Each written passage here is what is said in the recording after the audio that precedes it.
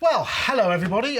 Today we're back in the studio. This is the first time we've been back. We've got Andy Mack, who I think actually might have been the last person we had in the studio. So this is kind of a big deal. And not only is it a big deal because we haven't had anybody in for so long, but we've also got the Akai Force, which, as we know, has sort of been a bit the poor relative of the MPC, which has been getting all the love, right? But now, big news. Yeah, you know, it's the... It's one of our most amazing products because it's so powerful, and this update has been long awaited. You know, we've seen the community waiting for this, but we wanted to make sure it was ready and it had all of the features everyone wanted. So it's an update like I've never seen before. It's absolutely humongous. It's got everything that you could ever dream of in a standalone product. Everything, and a little bit more. Well, before we start, we should probably, for those who perhaps don't know what the Force is there a kind of, you know, mile-high view, this is what it is? Yeah, you know, Force is a purely standalone, okay? So it's a standalone, full-blown workstation that gives you everything that you need to make any types of music genre, especially electronic music. So it's very kind of clip pattern-based as well. So it means that you can run MIDI clips, audio clips, and you really can get hands-on with the production process, especially for like live performance. So integrating that with the screen, with all of the sequence parameters, there's so many internal effects, instrument presets, and what we've brought in with this update is the ability to connect everything in your studio, all of your favorite synth engines, audio interfaces and everything. So it expands the capabilities of what you can do now with a standalone sequencer. But essentially it'll run what, sort of 8 stereo audio tracks, MIDI, or MIDI CV and gate, as, you know, just from the get-go anyway. So 8 audio tracks on playback, okay, and record. You've got 128 MIDI tracks as well. So, you know, that's extensive. So you can, like I said, you can route as many things as you want. Drum sampling, MPC capabilities in the sample engine. So yeah, it's one of those products where you think it's been on the market now for a few years, and this is a completely different product now to what it was when it first came out. You know, you've got a linear arranger inside here, you've got rack effects, and like I said, we'll go through some of the new features, but it's extremely powerful. And I think what I wanted to do today is to really come down and reiterate what Force is about, and to really showcase where it is now as a product and what the capabilities are. Okay, well, I mean, first of all, the basic setup here, we've got a mixer, which I'm assuming is connected over USB. So we've got class compliant USB audio. Right? So there's a few things that were key to Force. The first thing is disk streaming, okay? So one of the things that people want to do when they've got all of these synths is capture a live performance. And that would need to be captured as MIDI or audio, but a lot of people want to drive that as audio. So this means that there's two things you can do. You can load up a vast project instantly. So you can have like 100 audio clips or whatever and load that instantly for live performance. But also, if you want to capture up to 8 audio tracks, you've basically got, you know, endless recording time direct to disk. Right, so it will stream from disk and to disk. So it's an audio recorder and playback as well as sample playback, because it's got RAM as well, where it would trigger samples, maybe shorter clips. So the interesting thing is, like, when people started to use Force, right, they were like, I want it to do more, I want it to do more, I want it to do more. And then because it has 2 gig of RAM, you can run out of RAM, especially when you start loading big audio files and everything. So streaming opens up a whole new chapter to the product. Right. You know, and again, if you're recording a live performance and you've got a whole bunch of synths and you're trying to record 8 tracks, right? You run out of memory pretty quick. Yeah. So you can put an SSD drive into this. If you put like a 2 terabyte, that's it, you're away. Yeah. Okay, well, where do you want to start? Okay. So let's start with some of the key features with the update. So 3.1 brings pretty much everything that came from MPC 2.10 and some more. So audio, USB, class compliant support. Now, what does that do? So that means that these become redundant, and you can now use a USB cable and plug in, you know, pretty much any audio interface that is class compliant support to expand your I/O capabilities. And for me, that is amazing, because if we take something like the Model 12 here, and if I do have a lot of synth engines, you can see in studios that everyone needs somewhere to plug them into. Yeah. And if you're using a device like this, that means that you can route all of your synths, bring them all into Force. I go to my mixer, I/O. Now I can bring everything into as inputs, record them, right, or send them back out so I can control of my individual levels. Right. So it gives me the best of both worlds. So as an example, I'll trigger my 06. That's coming straight in here. Now, I could actually just go to an audio track. We could set up an audio track, go audio, and then I could look at the inputs of where they're coming in from here, 3 and 4, and then we could put that into record mode, in, go to our input, now that's coming in. So I could just record that as a through the mixer and then back returning via the USB returns. Right, yeah. Okay. So, so you can capture audio or capture MIDI however you want. And also with all of these devices together, you could go to the arranger mode that we introduced in 3.0.5, and then you can capture your whole performance in a linear sequencer and then go back and record it as audio if you want. So, I mean, it's DAW kind of capability. So this is, I don't know how many I/O this is, but if I had like a X32, I could plug that in because that's class compliant, and that give me 32 I/O, right? Well, actually, as you say, if you go to audio devices, up to 32 inputs and outputs. So as long as you hit that switch, you'll have all 32 inputs and outputs. And that replaces or substitutes whatever you're plugging in with the onboard. When you go to the audio device, you have the option to select the internal audio engine or whatever you've connected. Is that separate from the CV and gate outputs as well, or does that still work? Yeah, no, that's separate. So, right, okay. Yeah, that's separate. Neat. Okay, well that's a big one. Yeah. I bet the MPC people are going, come, we have that, please. No, that's funny because you see communities like, the 2.10, it was incredible feedback we got from the community. And now what I see is that, hey, the Force guys like, hey, when we getting the MPC update, when we getting it? And, now it's here. And, really proud of where it's going to take the platform. So some of this stuff is plugged in MIDI, because we haven't got any MIDI cables in. This is all happening over USB at the moment. So I know. Do you know what's embarrassing? It's actually what a tidy setup, which we rarely see. Just don't look at the floor. Yeah. So what I've tried to do is just show you the best of both worlds. So one USB cable straight to the Model 12. Yep. For all of these MIDI devices, right? I've just got MIDI straight USB straight to them. Yep. But I've also got a standard 5-pin MIDI going into the we've got another Hydrasynth over there, which we'll bring into the shot. So I've got normal MIDI, USB MIDI, and then also what's really interesting is the MIDI mix that I've got here. So one of the main features that the community was asking for all the time was MIDI Learn. Now, Force in itself has the most powerful onboard control that you could possibly imagine, right, for controlling everything internally. Yeah, that's using these knobs here. Yeah, just to reiterate some of the things, if we go into macros, we can actually do some crazy things. Like we can actually go into our screen and set up as many effects as we want to control using each individual column. We could go into pad grid mode, and now the pads will turn into controls for us. So this is amazing. But one of the issues was you couldn't control stuff externally. Right. So now, when you go to MIDI Learn, we can now set up any of our devices, and I can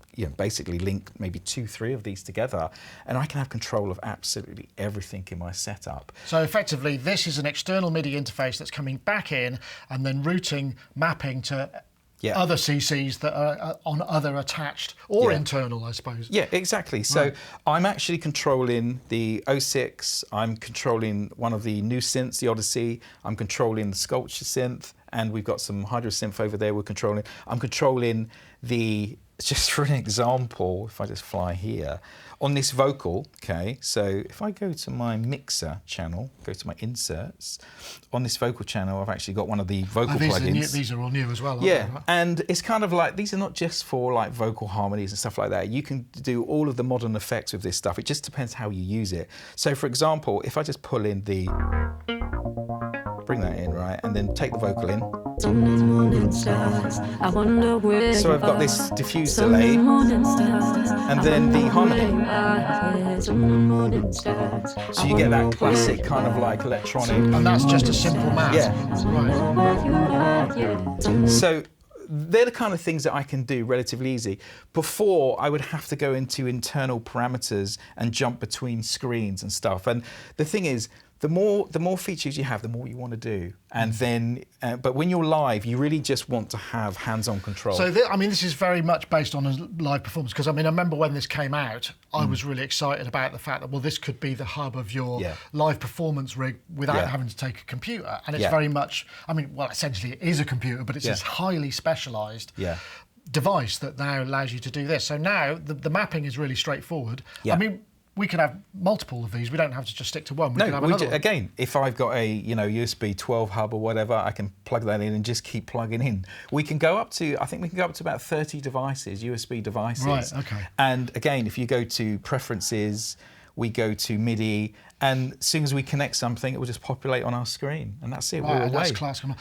Yeah. Wow, okay. That's interesting. Yeah, and then as soon as we go to MIDI Learn, you simply press the plus sign, select your source of what it is, and then your target of what commands you want to control. Is this stored on a global basis or a per project basis? This will be, when I bring up this project, this is all tied to this project. It remembers all the map. Right. Well, that's handy, because then you can build your live set and use muscle memory and exactly. Right. Okay. Yeah. And is it possible to copy assignments from a project to another? So if you've already set up masses of mappings, you've got a new project, it's like, do I have to start? This is tied to the project. Right, okay. So yeah, it's each project. But then you again, can always duplicate the project and then... But you could just set up a project template of everything, and then every time, like you do in a DAW, you just start up a new song project. Same with here. It's the same kind of terminology. When I look at creating music, I can create a template, you could use different demo tracks or whatever you want.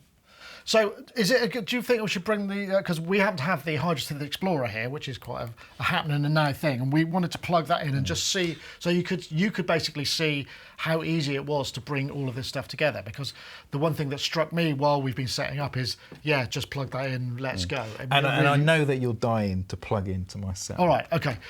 Just give me a second. Right, I'm going to bring this in here. So this is the Hydrasynth Explorer, which I will just get as close to in as I can. Right, so I've got this out. So what we've got, this has got MIDI I/O that's just coming from a USB hub, a regular USB hub. That's right, so that's coming from the USB MIDI Sport, straight into here and then back. And the audio's coming into the mixer. Yeah. Nice and easy. So I'm playing here, and then you've set up a control on here that is just basically mapped to... reverb. Yeah, because you can never have too much, right? No, I can make you feel very spacious or up close. Right, so this, I guess there's a pattern in here that's going to be playing some chords on this. So maybe what we should do now is just play something and see how it all fits together. Yeah, so let's have a jam, and then we'll walk through, because the thing for me is we've put out an incredible overview that goes through all of the different features, but really what I wanted to showcase here was the connectivity. And what is capable, so people can take this away and think, actually, I've got this synth, that synth, that synth. This is how I can connect it all, and this is how I can perform. And I think that's just, and what better platform to do it as sonicstate at the end of the day. Well, the other interesting thing is you might already have all of this stuff apart from a Force, and just the fact that you can bring the Force into the workflow with essentially 2 cables. Yeah, that's the thing that's sort of impressive. And I know, because it's funny, like when we were setting up, and you was watching this, and I could see you pretty amazed of just how little cables we've got coming out forward. It's literally 2 cables out the USB. So okay, well let's start off the jam and see where we go. All right. Okay, here we go. So that's controlling via those controllers through the Force into the JU06A, and I've got. Then I could bring you some reverb. Mix it with some vocal, maybe? Yeah, let's go. Sun and moon and stars, I wonder where you are. Sun and moon and stars, I wonder drums. Where you are. Sun and moon and stars, I wonder harmony. So on your controller, the internal effects there with that as well. So that MIDI mapper is doing a whole bunch of different things. It's doing so much work for me. I can go into Odyssey. This is one of the new synths in the 3.1. That's right. Odyssey synth, but I'm controlling parameters here. So give it more bite. Full drums.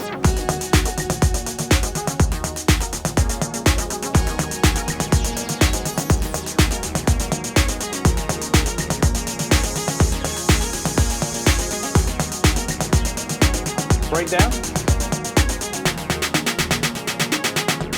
Open, snare, decay.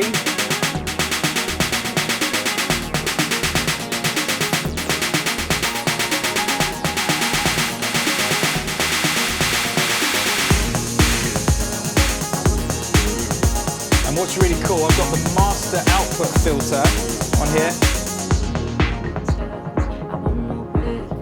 So, I mean, I could have a controller and this could form the basis of 2 or more performers performing live as the Force as a hub, and then we've got, you know, if this was going out live, we would be able to have, like, you know, maybe the drums out of a pair of outputs, whatever.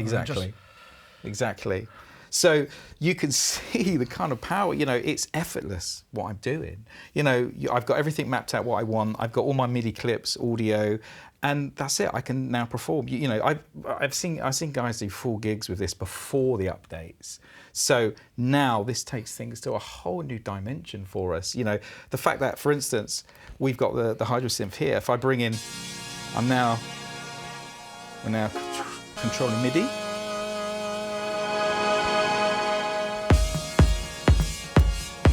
You do that. Bring the Odyssey with that.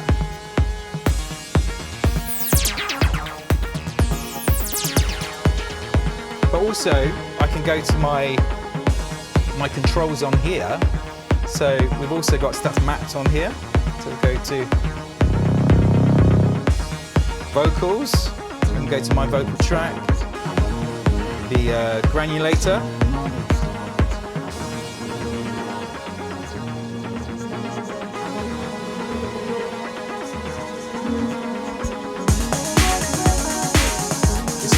It's so much fun. Yeah, you know? no, I mean, I'm really starting to kind of see how, I mean, like I said, but there was originally some, so how is the production path? Because obviously some people will be producing in other DAWs live or whatever, and this is still kind of clip-based. Is it an easy transition to kind of go, I want to take my live session into this and then... Yeah, so what we did, we did Ableton integration a while back, and there's a whole number of videos out there. So if you use Ableton, you can jump between projects and everything. You can take what you've done on Force, put it into Ableton, vice versa.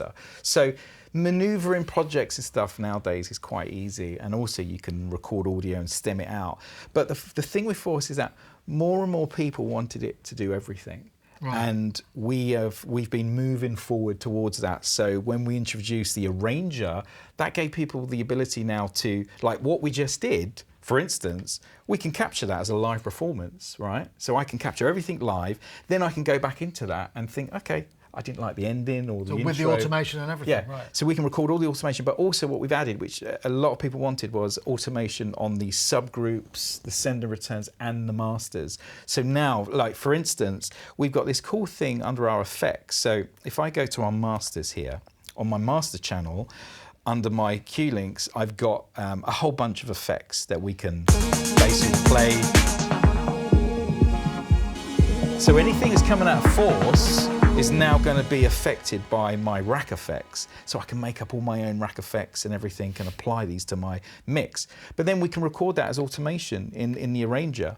So what you'll see now is I can just basically go to automation and we can write this stuff in directly into your finished song. Right. Go back in, you know, we can just go in, draw them in, and do whatever we need to do.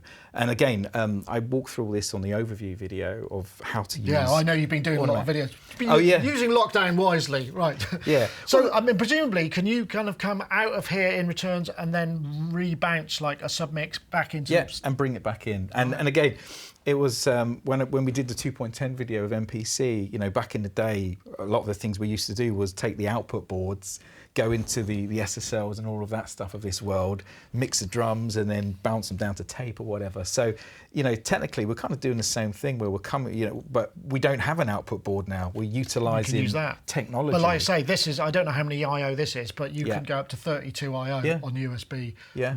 class compliant, which is, and with a lot of common modern DSP mixers, there's also additional effects that you can apply to that as well. So I mean, the power, the integration. And also, you know, we're going through a very transitional period with live performance. You know, more and more people are buying, you know, these kind of devices now. You know, synthesizers are so accessible now. And the one thing that still isn't available up until, you know, MPC and Force is that hub, that powerful sequencer. But because we've always been spoilt by DAWs, you know, having these big screens and linear workflows and endless amounts of effects, that's what we had to create for these devices. And this is why Force now has a full-blown arranger, has all of these incredible effects. And like, we've added a whole bunch of new effects to this. So for example, let's jump into something slightly different. For more kind of like lo-fi, trap, hip-hop kind of stuff, right? We've also added a lot of really amazing effects to the sample engine, basically, and key group engine. And also, you know, you can use this across any genre, but I wanted to kind of hit specifically on this. So again, one of the things that we've been trying to do with the platforms is bring a lot of the tools that people are used to inside a computer to the platform, which is what we all want. So for instance, let's take this beat here, and we've added like drum effects. So inside our programs, right? So when we go to our programs, we've got this new tab that says drum effects. So you can now add up to 8 effects per pad to mangle your sounds instantly, right? Which is really cool because you've got like tube, drive, soft clipper, you've got, you know, bit crushing, all of these really cool things. So how that all works is so simple. I could go to my screen mode, which then follows me around Force. So whatever's on the screen is now displayed here. Then I can get, you know, diving in. So let's play this beat. So take this sample here, go to our mix engine, half speed. Now we're in that real lo-fi world of what's going on. We can add to this as well. So we can go to one of our new effects as well. So we can go to diode clipper. Again, my controls are here as well. Angle that up. Then we could go to our master effects, okay? Go to master effects, here, inserts, rack effects are on. Okay, rack effects, here we go.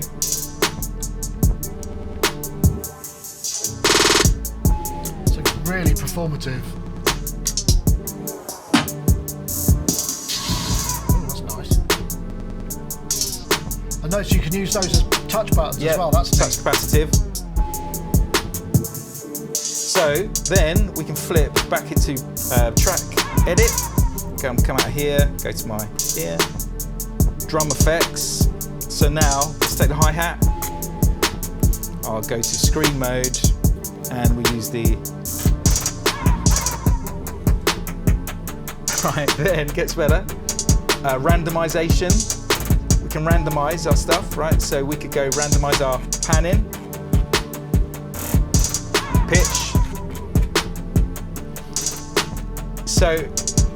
So we can do some really crazy stuff, you know, as you can see, and it's so easy to do as well, you know, because it's all hands-on, it's all performance related. But again, like everything that I'm doing, we could record that into the arranger. And a lot of the time when you've created production, it's all about what you add over the top, you know, live sometimes, you know. So capturing the performance is kind of quite a key element to what Force has to offer, it looks like. Yeah, it is. And that's one of the fun factors about it, is the fact that you can capture all of these things live now. Like, you know, we could use this, we can map everything. I could actually take that beat, bring in some external modules, bring in a synth, plug it in, route it out to my Model 12. You know, it's kind of limitless now. I get really meta. You could get an MPC MIDI controller and trigger the beats from the MPC pads. You could do. You could certainly do that. And remember, we've got Ableton link in here as well, so we can link everything together, synchronize it. So you could have MPC for your beats, Force for... What I love about Force is the fact that you could bring all of the MIDI clips onto here as well, but also what I can do here is populate all of my drums onto 64 pads as well, you know, which is awesome. And then you've got all the macro feedback. And again, linear sequencer, MIDI Learn, streaming as well. So if I want to do vocals or I want to record my synth. So what you could do, you know, again, if we want to jam over that beat and you want to capture that all in audio, you could use the streaming and record direct to disc. Or we can just play this, go to one of the new synths,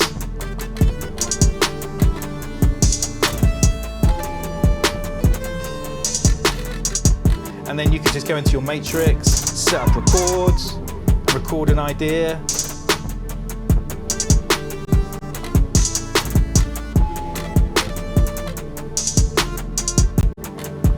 And then now you're done. And then if you don't like that, you can just hit another clip, hit record, bang, and now we're recording again. So what's really cool is that you can just keep recording ideas all the time. Hit another clip, another clip, another clip, another clip. So yeah, okay. So I mean, the Ableton kind of inspired clip-based recording is just, you know, it's a really powerful way to create. But what I really like about it also, it fulfills the performance aspect, but also you can, I guess you can finish a track in it as well if you need to. You know, and again, that was one of the big things that we wanted to implement, was actually the finishing process as well. And again, with the new update, the fact that you can add automation now to the subgroups, the sends and the masters, that means that once you've done your recording, you don't necessarily have to try and do all this at the same time. However, sometimes accidents can be great things. But you can go in and edit all those things at the same time. So yeah, you know, it's, as you can see, you know, it's a huge news story for us. So many incredible features, brand new effects. There's 7 new effects, 3 vocal plugins that we've added to the mix as well. And will they work on a live input as well as a pre-record? Yeah, so I can, you can have a mic plugged in there. Yeah, I had my talk box at home, doing all the harmonies, running all of that cool stuff. And it was awesome because it gives you different ways to just experiment with music, you know, by using harmonies and effects and everything. And for example, you know, as soon as we go into our effects categories now, we've got a limiter that we've added as well, go into the vocals. We've got a doubler that adds a lot of kind of like stereo width and space to your vocal. And all of these have got awesome interfaces as well, loads of presets. You can save all your own presets. So yeah, it's very, very fast to maneuver around Force. So many incredible features that have been added. So now it's got 4 synth engines inside. So you now got Hype, Odyssey, the classic Mellotron, and Solina. So there's some incredible things to do with those. And then when you start combining them with a lot of the effects, like one of the effects that I really, really love is the granulator as well. That gives you some really incredible.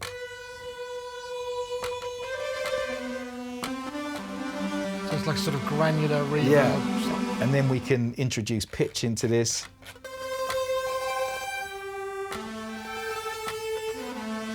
So yeah, you can really take different types of sounds, and you can use that on an input. You can add it to a synth engine. It's really up to you what you do with all of this technology. I feel like we have to have a clock, because it's like there's so many features in here, obviously, that, you know, I know you want to talk about. I mean, it seems like just in terms of a general centerpiece to a workflow, it's reached a new sort of era of possibilities. So the last time I saw this was 2020. We did a demo with a guy called Nick, and it was really impressive then. So this is a kind of, again, another kind of quite a quantum change in what it can do. Yeah, you know, it did. You know, we are dedicated to these platforms to make them the best that we can. And this, you know, this year has been a pinnacle year for us, bringing out some of the most powerful updates that I've ever seen come to these platforms. Both Force and MPC are completely different products from what they were when they were released. And you can buy them now, right, folks? Yes, you certainly you haven't got a supply issue like many of the world. You can actually still buy these. Yeah, MPC 1's incredible, Live 2, Force X, and we've just released MPC Studio, which is a entry-level MPC, which is for desktop and MPC beat makers. So, you know, whatever your price point is, you can get into all these different productions. So, Andy, thank you so much for coming in. It's great to see somebody in the studio again. Also great to see the new updates for Force. It really does look like a force to be reckoned with. I'm sorry, that's so cheesy. I think what we'll do now is we'll play out with a little bit more noodling, but thank you very much for watching. We'll see you next time. Thank you.